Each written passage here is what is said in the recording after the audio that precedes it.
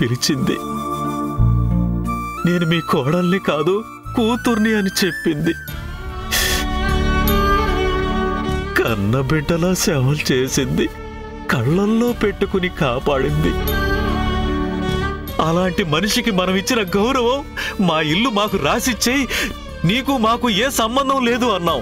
మీ కుటుంబం వేరు మా కుటుంబం వేరు అన్నాం. ఒక్కొక్క మాట ఆడడానికి నా గుండె ఎంత రగిలిపోయిందో. ఏమండి, నాకు మాత్రమే తెలుసు లక్ష్మి.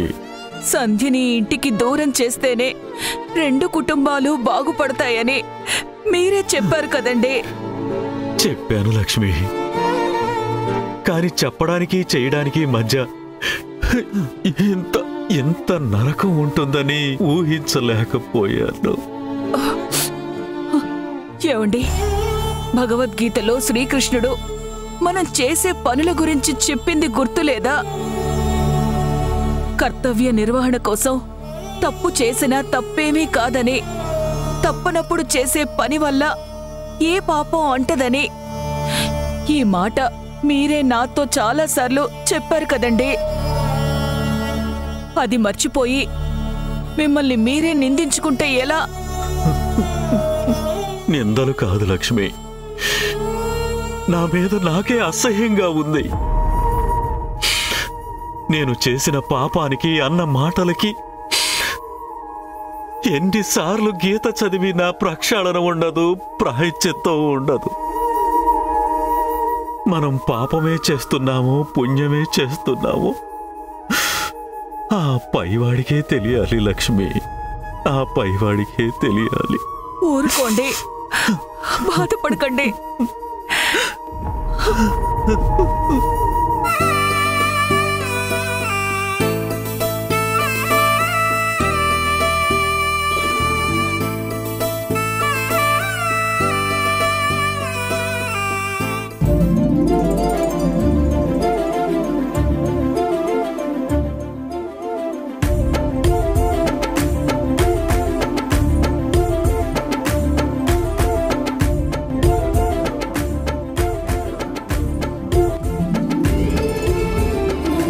సూర్యతో పెళ్ళైన 1 సంవత్సరం ఆ ఇంట్లో వ్రతం చేసుకున్నాను. ఆయన దూరమైన తర్వాత మళ్ళీ నీ పూజ చేసే అదృష్టం రావాలని ప్రతి ఏడు నాకన్నా ఎక్కువగా మా అమ్మ నాన్న మొక్కుకునేవారు. ఈరోజు నువ్వు ఆశీర్వదించిన పుట్టింట్లో పూజ చేసుకునే అదృష్టం నాకు లేదు. నా కోసం మా అమ్మ నాన్న ఆ ఇంటినే అమ్మాలనుకున్నారు. అలాంటిది ఇల్లు ఆ ఇంటిని రాసివ్వమనడం ఆశ్చర్యంగా ఉంది. దాని వెనక ఏదో బలమైన కారణం ఉండే ఉంటుంది. సమయం వచ్చినప్పుడు వాళ్ళే చెప్తారులే. నా మెడలో తాళి వాళ్ళు పెట్టిన భిక్ష నీ దయ. అమ్మా నాన్న నా పక్కన లేకపోయినా వాళ్ళు ఉన్నట్టే అనుకుని పూజ పూర్తి చేస్తాను.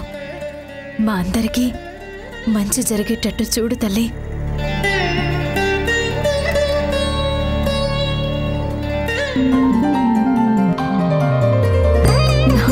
ఏమ్మా సంధ్య, ఏర్పాట్లు పూర్తయ్యాయా? అయిపోయాయండి. మీకోసమే చూస్తున్నాను.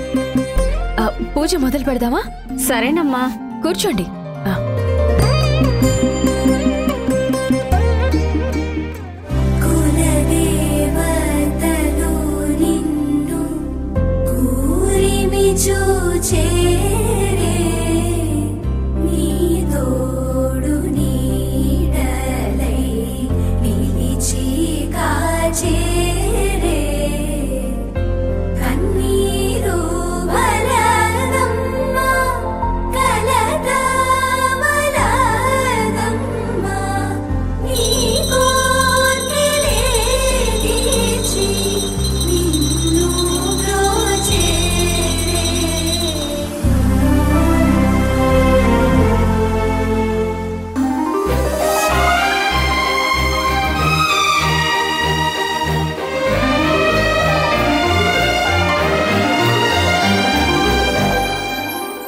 ఇస్తేనమ్మా వాయినం. పుచ్చుకుంటినమ్మా వాయినం.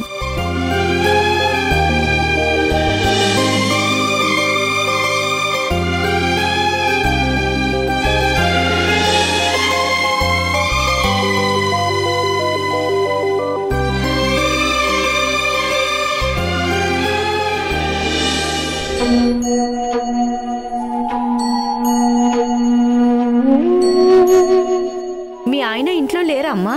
లేరండి, ఆఫీస్కి వెళ్లారు. పూజ పూర్తయిన తర్వాత వెళ్ళమనాల్సింది. ఎందుకంటే మా అందరి ఆశీర్వాదం కన్నా నీ భర్త ఆశీర్వాదం ముఖ్యం.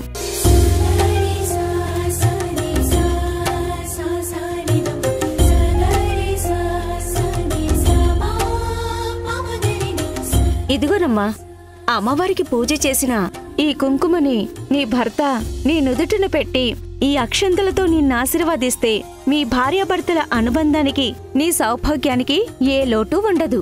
సరేనండి, ఇక వెళ్ళొస్తానమ్మా.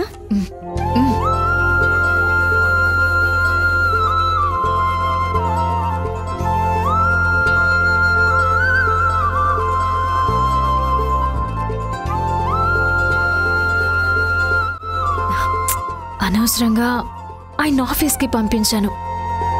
ఇంట్లోనే ఉండమని చెప్పాల్సిందే. ఫోన్ చేస్తాను.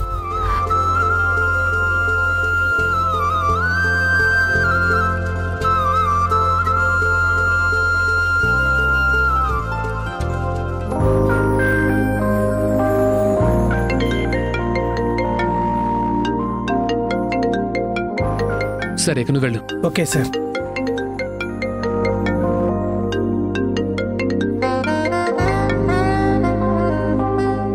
చెప్పు డార్లింగ్. ఒక్కసారి మీరింటికి రావాలి.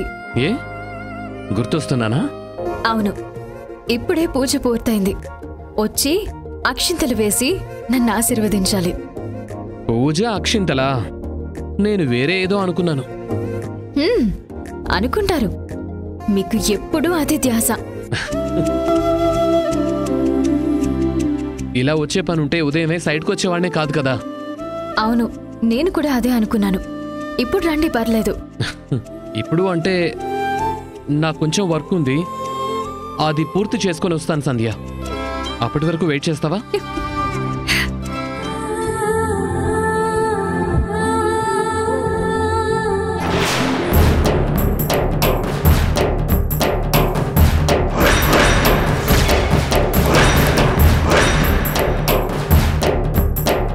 సార్, పడిపోతారు సార్.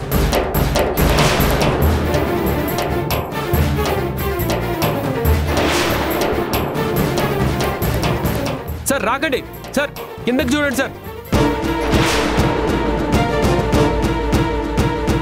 సార్ కింద పడతారు సార్, చూసుకోండి సార్. సార్